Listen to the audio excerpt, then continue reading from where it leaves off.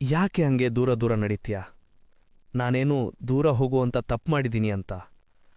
ಒಂದ್ಸಲ ಮುಖ ನೋಡ್ಬಾರ್ದಾ?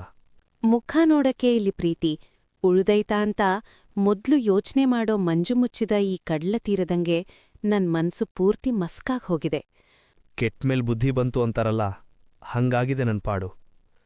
ಆ ದೇವು ನನ್ ಹಣೆ ಬರಹದಾಗೆ ನಿನ್ ಹೆಸರು ಬರ್ದಿಲ್ಲ ಅಂತ ಇವತ್ ಗೊತ್ತಾಯ್ತು ನೋಡು. ಬರ್ದಿದ್ದನ್ನ ಅಳಿಸೋ ಶಕ್ತಿ ಮನುಷ್ಯನಿಗಿಲ್ಲ ಅಂತೀರಿ, ಆದ್ರೆ ಇರೋ ಪ್ರೀತಿನ ಕಿತ್ತು ಬಿಸಾಕೋ ಶಕ್ತಿ ಮಾತ್ರ ನಿಮ್ಮೆಲ್ಲಿಂದ ಬಂತೋ ಕಾಣೆ. ಎಷ್ಟೋ ಸಲ ನಿನ್ನತ್ರ ಮಾತಾಡಕ್ಕೂ ಅಂತ ಬಾಯ್ಬಿಟ್ಟಿದೀನಿ. ಆದ್ರೆ ಈ ಮೌನ ನನ್ ಗಂಟ್ಲಲ್ಲೇ ಸಿಕ್ಕಾಕೊಂಡು ಉಸಿರುಗಟ್ಟಿಸಿದೆ.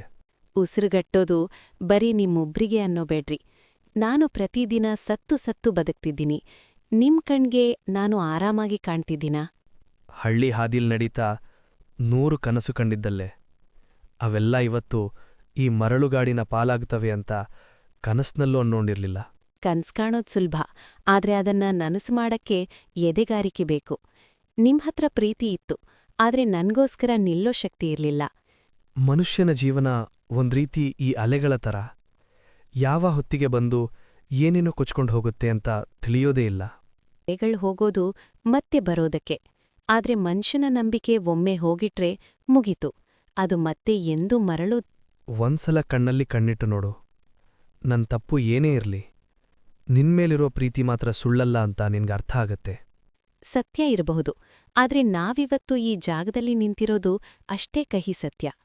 ನಮ್ ದಾರಿಗಳು ಇವತ್ತಿಗೆ ಬೇರೆ ಆಗ್ತಿವೆ. ಹಂಗನ್ಬೇಡ.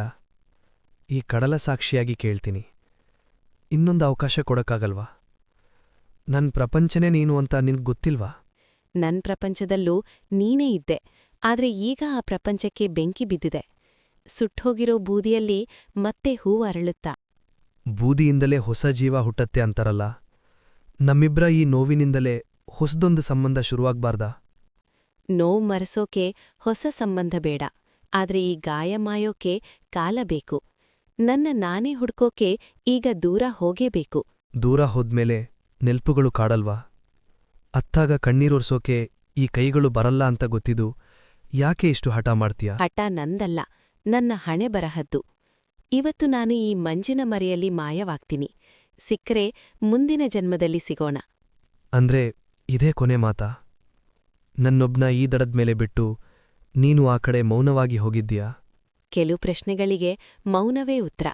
ನಮ್ ಕಥೆ ಇಲ್ಲಿಗೆ ಮುಗೀತು ಅನ್ನೋ ಬೇಡ, ಇದೊಂದು ಹೊಸ ಅನ್ಯಾಯದ ಆರಂಭ ಅಷ್ಟೇ. ಇದೊಂದು ಹೊಸ ಅನ್ಯಾಯದ ಆರಂಭ ಅಷ್ಟೇ ಅಂತ ಯಾಕೆ ಹೇಳಿದಳು ಅವಳು? ಹಾಗಾದ್ರೆ ಆ ಹೊಸ ಅನ್ಯಾಯದ ಆರಂಭ ಏನಿರಬಹುದು ಎಂದು ಕುತೂಹಲ ಆಂಡ್ ಆತಂಕ ಅಂತೂ ಇದ್ದೇ ಇದೆ ಅಲ್ವಾ?